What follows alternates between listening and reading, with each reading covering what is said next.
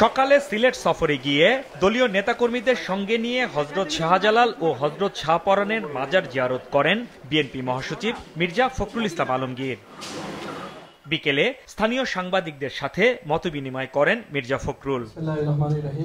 BNP মহাসচিব অভিযোগ করেন, অন্তর্বর্তীকালীন সরকার যখন দেশকে একটি স্থিতিশীলতার দিকে নিয়ে যাচ্ছে, তখন ভারতে বসে শেখ হাসিনা দেশের বিরুদ্ধে ষড়যন্ত্র করছেন।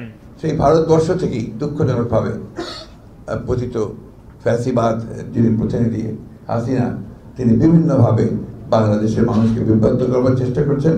অন্তর্বর্তীকালীন সরকারকে আমরা যৌক্তিক সময় দিতে চাই এবং সেই যৌক্তিক সময়ে যেটা বলেছি যে আপনার একটা সংস্কার, যেগুলো জায়গায় সংস্কারের কথা বলা হয়েছে, সেই সংস্কার করতে যতটুকু সময় লাগে, বাট এটা যৌক্তিক সময় হতে হবে। এটা এমন না যে আপনার অনির্দিষ্ট সময়, একটা যৌক্তিক সময়ের মধ্যে সেটা করতে হয়, এটা স্পষ্ট করে বলেছি। কোনো পূর্বাভাস না দিয়ে ভারত বাঁধ খুলে দেয়ায় দেশে এই ভয়াবহ বন্যা দেখা দিয়েছে বলেও অভিযোগ করেন মির্জা ফখরুল।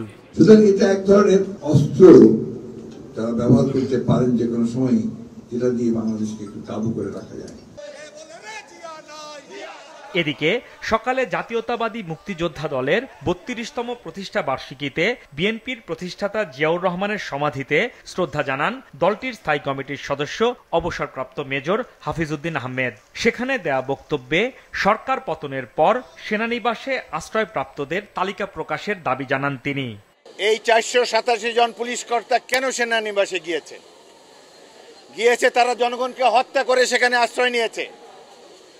বাংলাদেশ সেনাবাহিনী একটি ভুল কাজ করেছে, এই ধরনের দুর্বৃত্তদেরকে, খুনিদেরকে সেনানিবাসে আশ্রয় দিয়েছে। এই সেনাবাহিনী আমাদের প্রাণের চেয়েও প্রিয়, যারা এই আন্দোলনের সাথে সংশ্লিষ্ট হয়েছে এবং স্বৈরাচারী শেখ হাসিনাকে দেশ থেকে বিতাড়িত করেছে। এছাড়া নয়াপল্টনে দলের কেন্দ্রীয় কার্যালয়ে বন্যা দুর্গতদের জন্য ত্রাণ সংগ্রহ শুরু করেছে বিএনপি। যে কোনো ধরনের সহযোগিতা আপনারা যদি আমাদেরকে এখানে এসে দিয়ে যান, আমাদেরকে যদি খবর দেন, তাহলেও আমরা প্রয়োজনে আপনাদের ওখান থেকে যেও আমরা আমাদের ভলান্টিয়ারদের মাধ্যমে ত্রাণ সংগ্রহ করে নিয়ে আসবো এবং আপনাদের এই ত্রাণের যথাযথ ব্যবহার সুনিশ্চিত করা হবে। অন্যদিকে রাজধানীর পঙ্গু হাসপাতালে বৈষম্য বিরোধী ছাত্র আন্দোলনে আহতদের জন্য বিএনপির ভারপ্রাপ্ত চেয়ারম্যান তারেক রহমানের পক্ষ থেকে চিকিৎসা সহায়তা প্রদান করা হয়েছে। আমাদের এখানে পাঠিয়েছেন দেশনেত্রী বেগম খালেদা জিয়া, আপনারা সবাই চেনেন।